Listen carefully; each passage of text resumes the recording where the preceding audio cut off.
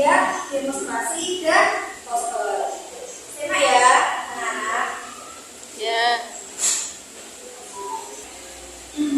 Baik, yang pertama itu pengertian media belajar sederhana.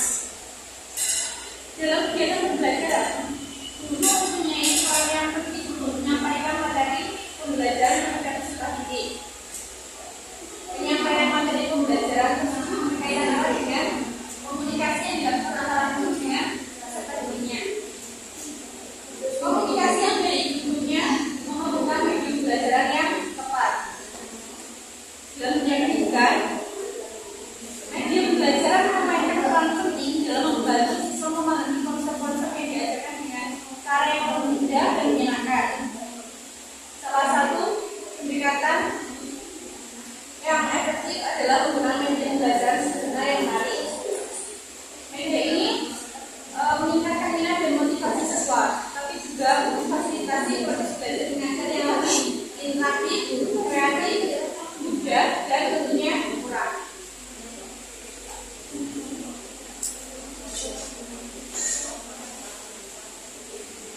Kemudian, ketika sudah menerangkan tentang pengertian, sekarang saya akan menerangkan tentang manfaat memahami media pembelajaran sederhana.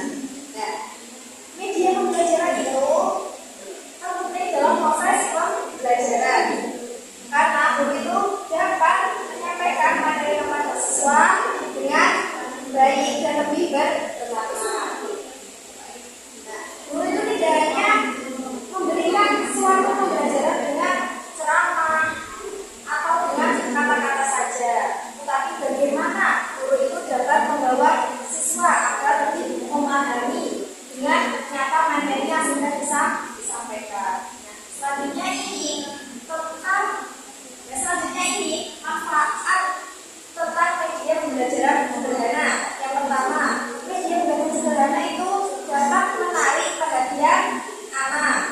Yang mana dengan menarik perhatian anak ini, siswa itu dapat tertarik dengan warna-warna atau dengan bentuk-bentuk yang menarik yang sudah disampaikan. Dan yang kedua ada mengatasi keterbatasan informasi. Di media pembelajaran sederhana ini, siswa dapat mengatasi keterbatasan informasi dengan menyajikan.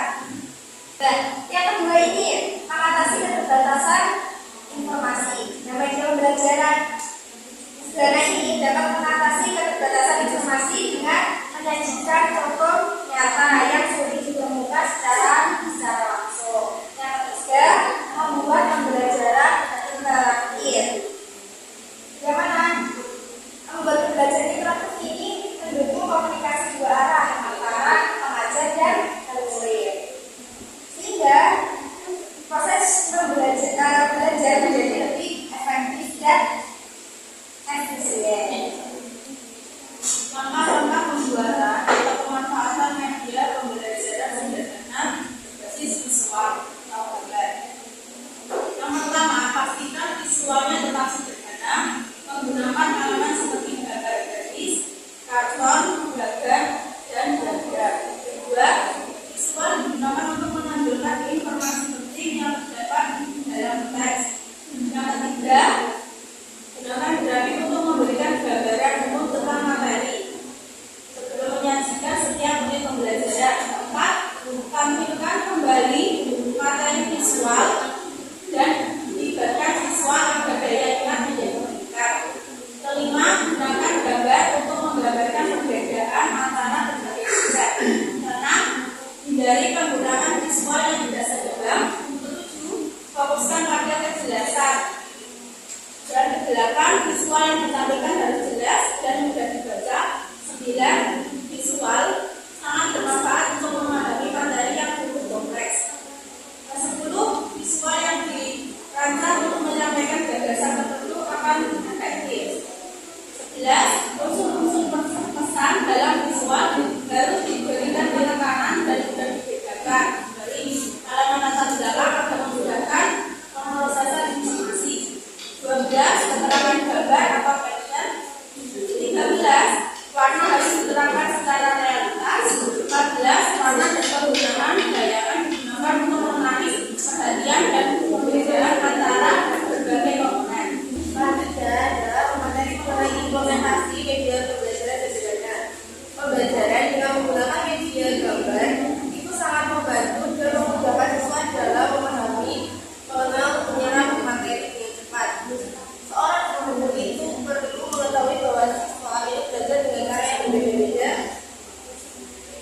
dan dengan kecepatan yang berbeda-beda pula. Ada siswa yang belajar baik melalui metode ceramah, cerita, dan ada juga yang melalui berbagai peran media gambar dapat memudahkan siswa menerima materi pelajaran yang diberikan oleh guru dan diusahakan dapat menggunakan sebanyak mungkin alat indera yang dimiliki. Semakin banyak alat indera yang digunakan mempelajari, semakin mudah diingat dan dipelajari.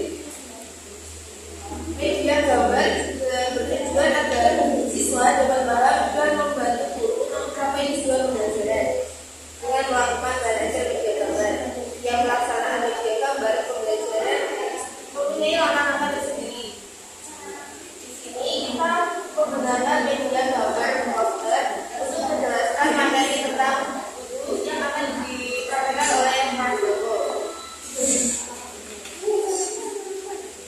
Yang pertama,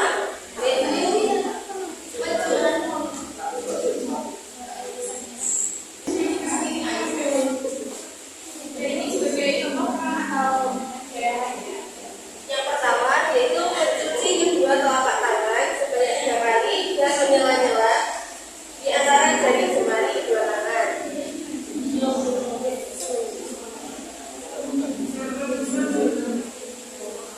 Yang kedua, yaitu istinsyaq atau menghirup air ke dalam hidung dengan telapak tangan kanan, lalu istinsyaq atau menyedotkan air dengan tangan kanan.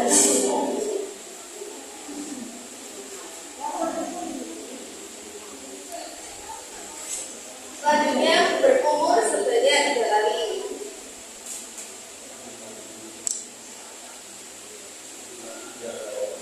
Yang keempat, membasuh muka sebanyak 3 kali. Dengan batasan muka adalah dari telinga satu ke telinga satunya dan dari batasan tempat tumbuhnya rambut kepala di atas telinga hingga dagu. Yang kedua juga dilakukan ketika membasuh muka, bukan ketika awal wudhu. Selanjutnya, membasuh kedua tangan sebanyak 3 kali, dimulai dari ujung jari dengan menyela jari jemari lalu menggosok-gosokkan air ke tangan. Kemudian mencuci siku, dimulai dari siku hingga ke ujung jemari.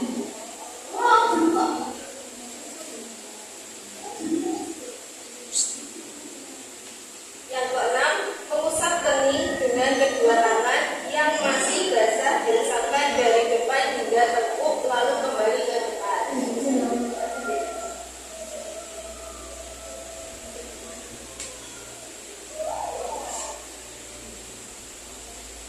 Selanjutnya, membasuh telinga, yaitu dengan memasukkan jari telunjuk ke telinga dan ibu jari di bagian luar telinga.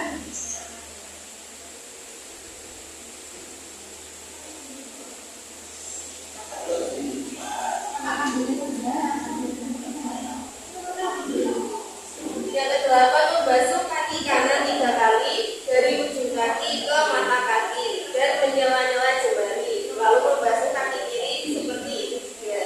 Jadi caranya sama seperti membasuh kaki yang kanan ya.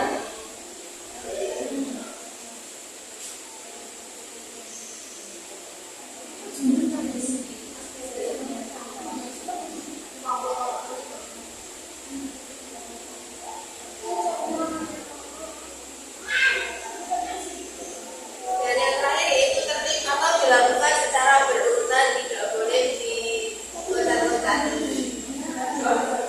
Setelah wudhu selesai, yaitu disunahkan untuk berdoa dengan menghadap ke kiblat.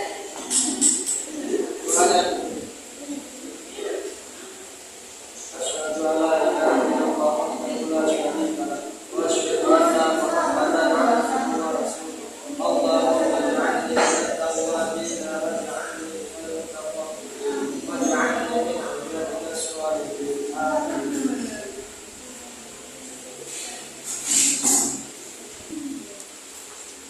Nah, mungkin cukup ini ya.